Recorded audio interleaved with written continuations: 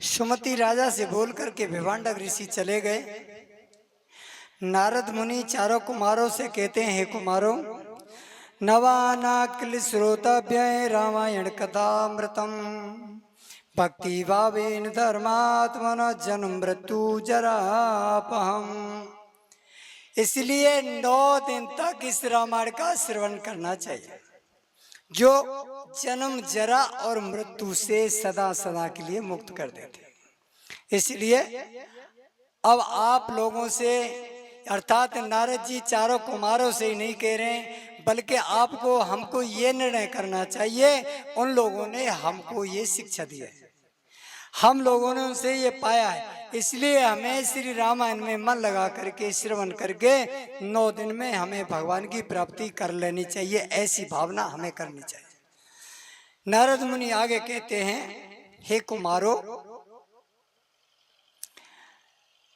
हे विप्रवरों, आप लोग देवाधिदेव चक्रवाणी भगवान श्री हरि की कथा सुनिए। रामायण कथा कामधेनु के समान अभीष्ट फल प्रदान करने वाली है। कामधेनु के समान, कामधेनु जितना चाहे उससे इतना दूध पी लो, जब तक तुम दूध निकालते रहोगे कामधेनु गाय दूध देती रहेगी। इसलिए ये रामायण कथा जब तक तुम उससे अपनी कृपा मांगोगे, अमृत प्राप्त करोगे, रामायण कथा आपको देती रहेगी। इनके साथ ही साथ चारों कुमारों ने नारद मुनि से कहा, हे प्रभु, आपने हमें कार्तिक मास की कथा सुनाई, माघ मास की कथा सुनाई, अब हमें चैत्र मास की भी कथा सुनाइए। नारद मुनि कहते हैं, ब्राह्मण कुमारों, मैं तुम्हें चैत्र मास की कथा भी सुनाता हूं, आप ध्यान देकर के सुने। प्राचीन काल में कलिक नाम का एक व्याध रहता था। प्राचीन काल में एक कलिक नाम का व्याध था। वो परस्त्रीगामी था, दूसरों की चोरी, दूसरों की निंदा और परस्त्री में मस्त रहता था। घर वाले उससे बड़े परेशान थे, और घर वाले उससे परेशान, वो घर वालों से परेशान, अर्थात घर वालों ने उसे त्याग कर दिया और वो व्याध वन में चला गया। वो दूसरों की चोरी करके धन हरण करता था, धन से अपना पेट पालन करता था। एक बार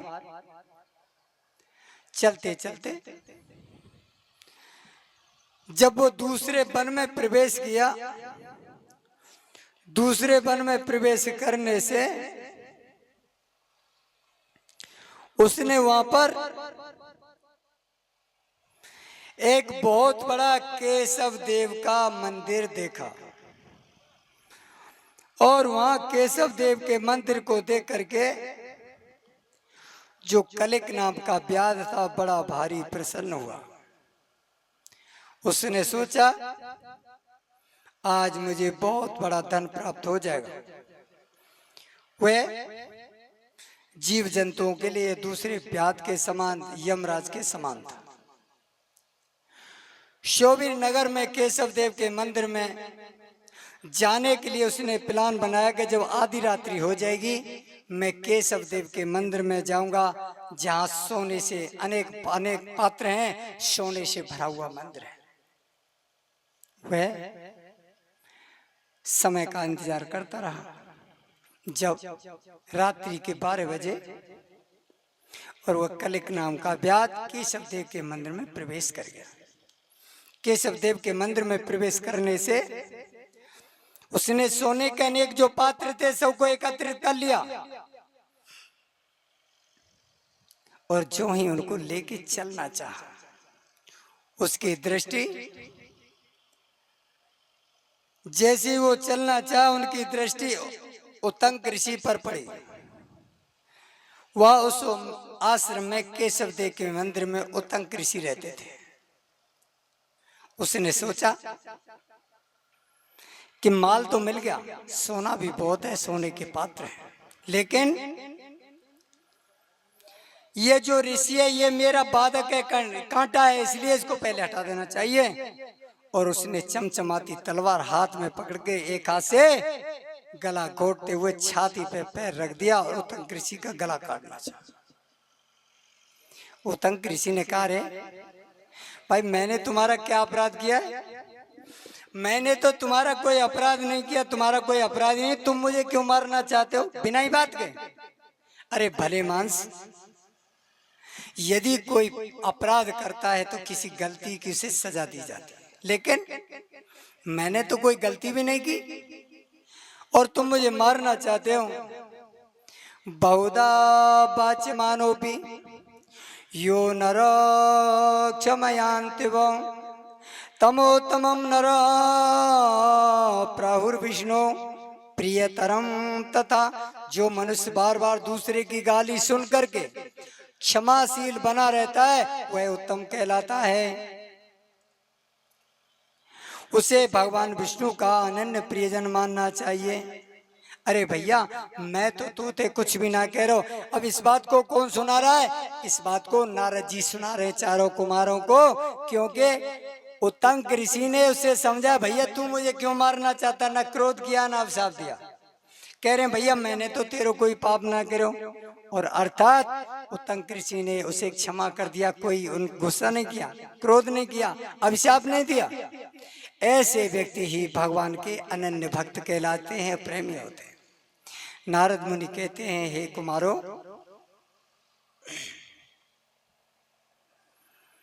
मागे मासे क्षिते पक्षे रामायणम प्रयत्नतः नवान किलम श्रोतव्य सर्वधर्म फल प्रदम। वो कहने लगे ये रामायण की जो कथा इतनी पवित्र और सुंदर है, इसे प्रत्येक व्यक्ति को श्रवण करना चाहिए। श्रवण का मात्र से अपने जीवन का कल्याण कर लेना चाहिए। उधर में उत्तंक मुनि से उसे कहा, भाई ये बात बताइए तुम्हें मारना क्यों चाहते हो? मैंने कोई पाप नहीं किया है, मुझे मारने से कुछ नहीं मिलेगा। अरे बावले, जो व्यक्ति परिद्रव्यापहारेण कलत्रम पोषितम चोयत अंते तत् सर्व मृत्यु सृज्य एव प्रयाति वै। पराये धन, जो मनुष्य पराये धन का अपहरण करके जो अपनी स्त्री आदि का लालन पालन करता है, जगत में आज बहुत हैं ऐसे, चोरी करने से कदापि नहीं डरते, चोरी करके वो अपने बाल बच्चों को पालना चाहते हैं। दूसरे के आंखों में मिर्ची झोंक करके उसका धन हरण करना चाहते हैं।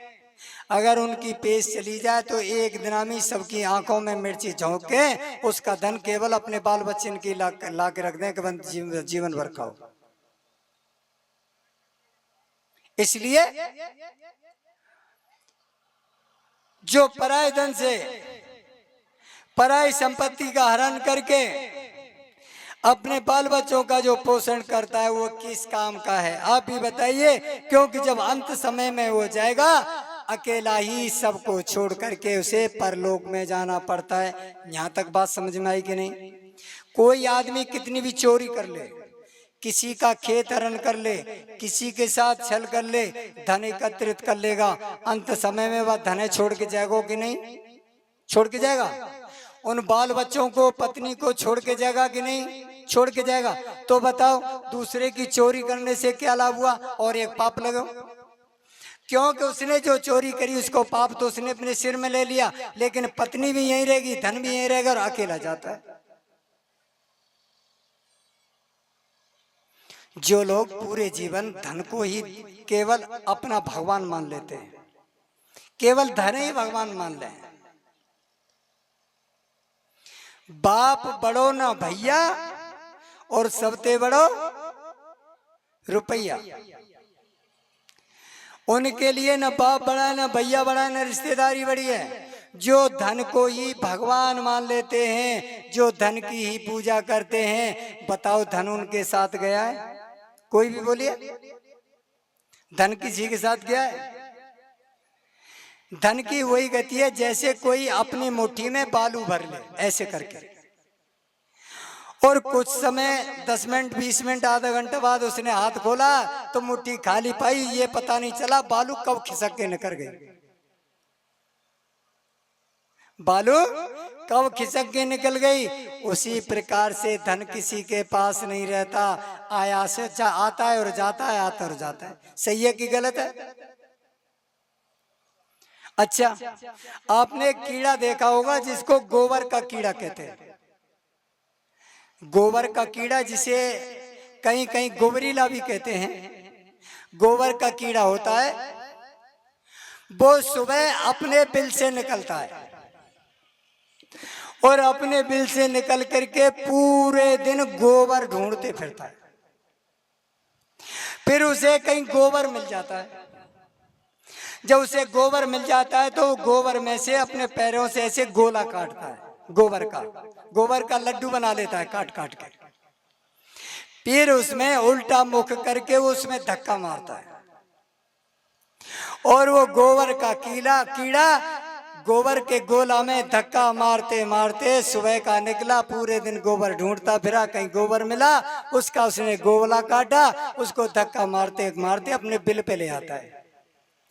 अब उस गोला को, गोबर के गोला को वो बिल में घुसाना चाहता है, लेकिन वो बिल में नहीं घुसता है। क्यों? कि उसको लोभ लगा। लोभ के कारण उसने गोला बड़ा काट लिया। अब बिल पड़ गया छोटा और गोला पड़ गया बड़ा। अब बिल में बार बार उसे घुसाता है, अब बिल में वो जाता ही नहीं है। अंत में वो गोबर के गोला को बाहर छोड़ करके और पछताता हुआ अकेला ही अंदर बिल में चला जाता है और कहता है, हाय हाय, पूरे दिन मेहनत की लेकिन कुछ भी संग में लेके न आया, कुछ भी हाथ न लगा। बोलो बात बिल्कुल सही है कि गलत है? सही है ना? तो जोर से।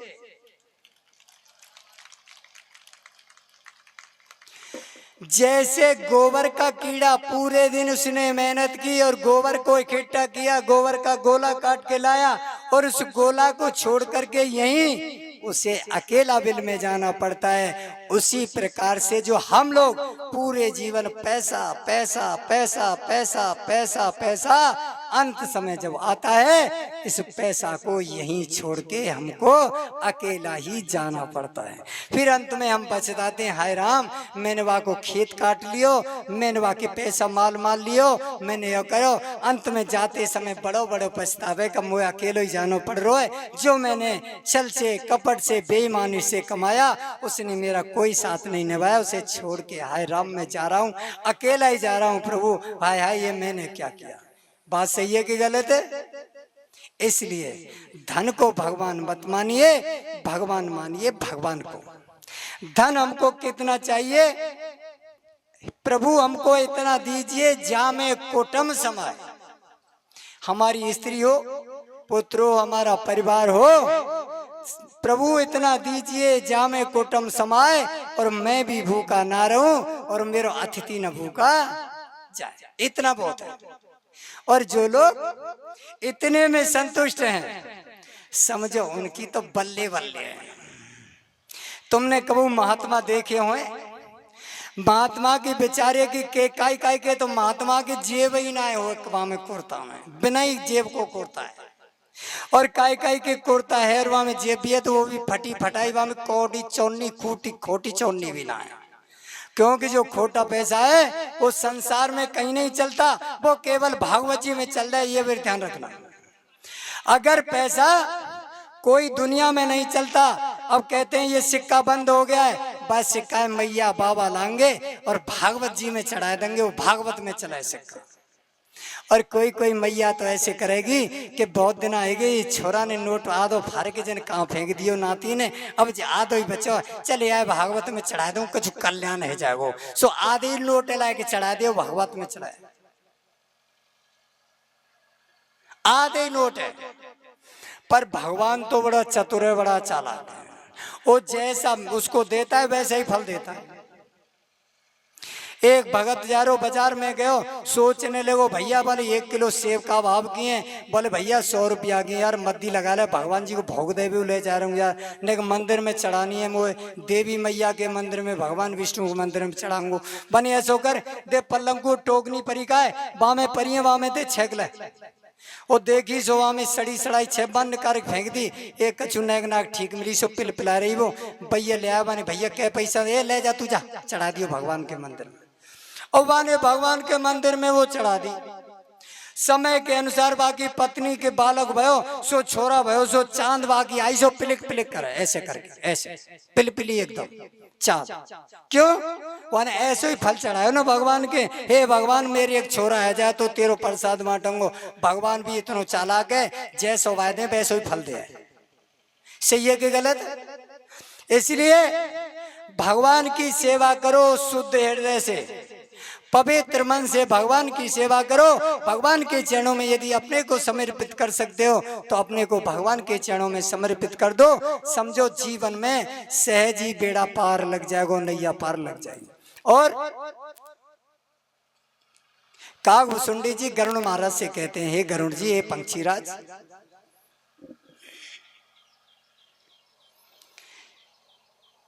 मच्छर से लेकर के आप तक सभी लोग आकाश में उड़ते हैं, लेकिन आकाश का अंत कोई नहीं पाता।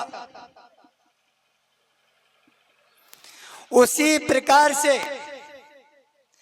जिस प्रकार से जल के बिना नौका नहीं चल सकती। उदाहरण के लिए अगर नौका हो तो क्या बिना पानी के चल जाएगी वो? आप बताइए, बिना पानी के नौका चल सकती है? जैसे बिना पानी के नौका नहीं चल सकती, उसी प्रकार से भगवान की भक्ति के बिना भगवान नहीं मिल सकते। ये अटल सकते से कोई नहीं काट सकता। भगवान कब मिलेंगे? जब भगवान की भक्ति करनी होगी। और भगवान की भक्ति कैसे करी जाए? भगवान की भक्ति कहते किसको है? भगवान की भक्ति का तात्पर्य है इधर उधर की सभी कामना वासनाओं का परित्याग करके, इधर उधर की सभी कामनाओं वासनाओं का परित्याग करके अन्याविलासता शून्यम ज्ञान कर्माद ना प्रथम आनुकूलेन कृष्णानुशीलनम भक्ति उत्तमा। हमारे हृदय में जो चारों तरफ की इधर उधर की जो अभिलाषाएं हैं, आशाएं हैं, उन सभी का परित्याग करके केवल भगवान के शरणागत होकर के, अर्थात जैसे हमें भगवान मिलेगा, भगवान के लिए हम कौन सा कार्य करें जिससे भगवान की प्राप्ति हो जाए। अगर हम अन्य अभिलाषा को परित्याग करके अगर हम भगवान का भजन करें तो हमें भगवान मिल जाएंगे, सहज में बेड़ा पार हो जाएगा। इसी को कहते हैं भक्ति। यानी अन्य काम अभिलाषाओं को परित्याग करके जो अनन्य भाव से भगवान के शरणागत हो जाए उसे ही कहते हैं भक्ति। और ऐसी भक्ति करने पर सहज में ही बेड़ा पार हो जाता है। एक छोटा सा उदाहरण देता हूं। इस उदाहरण को देने के साथ ही साथ कथा को विराम देंगे। इसके साथ साथ एक बात और भी बता देना चाहता हूं। आप यहाँ पर जो श्री राम कथा सुन रहे हैं, इसका सीधा प्रसारण है, ये सीधे प्रसारण पर है, सीधी ऑनलाइन कथा हो रही है। अर्थात कथा तुम यहाँ इस गांव में सुन रहे हैं, झाड़ीपुर में, इस झाड़ीपुर गांव में कथा सुन रहे हैं, झाड़ीसा में, झाड़ीसा, इस झाड़ीसा में कथा सुन रहे हैं, धाकड़ परिवार की कथा हो रही है। लेकिन इस कथा को पूरा भारत देख रहा है सोशल मीडिया पे। झाड़ीसा नहीं, पूरा भारत। जिनके पास बड़े मोबाइल हैं, स्मार्ट मोबाइल हैं, अपना मोबाइल निकालिए, उसमें बोलिए, चाहे सर्च करिए मुरारी मोहन ब्रह्मचारी, साथ ही साथ जहां तुम कथा सुन रहे हो कथा निकल आएगी। अभी इसी वक्त निकालो अपना अपना मोबाइल, निकालो, वीडियो को लाइक और शेयर करो और अपने सभी नाते रिश्तेदारों पे भेज दो कि हमारे झाड़ीसा में कथा हो रही है। अगर यहाँ आ सके तो कथा सुनने आ जाओ, और ना आ सके तो वहीं घर बैठे कथा आप देख सकते हो। बेटी देखेगी मेरी मैया बैठी है, ताली बजा रही है कि यूं करके बैठी है, वहीं तो देख लेगी। सोचेगी मेरी मैया जब कीर्तन हो रहा तो ताली भी ना बजा रही, यहीं से बेटी बेटी बेटी को पता चल जाएगी, दामाद को पता चल जाएगी कि हमारी ससुराल में आज कथा हो रही है, भाई बंधु मित्रों को पता चल जाएगी। इसलिए अपने अपने घर जाके अपना अपना मोबाइल निकालना, जिनके घर में बड़े मोबाइल हैं। और मैया बाबा बहुत से ऐसे सीधे सांचे पुराने जमाने के। अच्छा, पुराने जमाने की बात सुन के एक बात याद आ गई अचानक में। पुरानो जमानो कैसो, पहले जमाने की मैया कैसी हमारी, अब की मैया तो चतुर चालाक है। पुराने जमाने की मैया ऐसी, एक मैया जा रही अपनी ससुराल से अपने मायके, और पहले जमाने में ऐसे सूट केस और सुंदर सुंदर बैग ना आए, पर्स ना आए, जो आजकल यहाँ लटका लेगा है। सो मैया पे तनीन को झोला कट्टा को जो यामी यूरिया खादांत का बामे मैया ने धोती धर ली एक दो, सो अपने पियर के जा रही, सो गांव में ते निकर की सड़क पे आएगी। बेचारी इंतजार कर रही, कछु देर में बस आई, सो बस वाले ने गाड़ी रोकी, मैया बस में चढ़ गई। अब मैया ने अंदर जैसी अंदर घुसी तो मैया ने चारों तरफ पीछे बस में देखो तो बस खींच के भर रही पूरी। लेकिन जहाँ ड्राइवर चलाता है, ड्राइवर अगर बगल में मशीन होती है, इंजन होता है, बाग बगल में एक सीट खाली होती है। अब मैया ने वो सीट खाली देखी, इससे मैया वह सीट पे बैठ गई। अब ड्राइवर ने अपनी क्लच दबाई और गियर लगाए, सो चल दिया। सो मैया घूरते देख रही ऐसे करके, फिर वहां ने गियर डालो अगलो पिछलो, फिर वहां ने गियर लगाओ क्लच दबाई, फिर मैया घूरते देख रही। भगवान की ऐसी कृपा भाई, एक दो किलोमीटर जाके सोई बस खराब है गया। अब बस वालों बोलो वानी भाई बस में तो उतरो, अब दूसरी बस आवेगी, वहां में यात्री जाएंगे। अब ये बस वाले क्योंकि बस तो खराब हो गई। अब सब आदमी वहां में तो उतर गए, सब सूदी सांची मैया वो उतर के हाथ में थैला लग रहा, सब भौरा ने टेढ़ा कर रखो गुस्सा के बारे जो नीचे उतर के बोली हमें पहले ही पता ही जी आप बस खराब करके छोड़ेगो। जब ते मैं बैठी हूँ जब थे कबू यूं करे कबू पा में चलावे, मो जब ही पतो ही जब बस खराब करके छोड़ेगो जी ना पहुंचाए के देगो ना मो पियर हम ना पहुंचा रो खराब करके छोड़ेगो बस।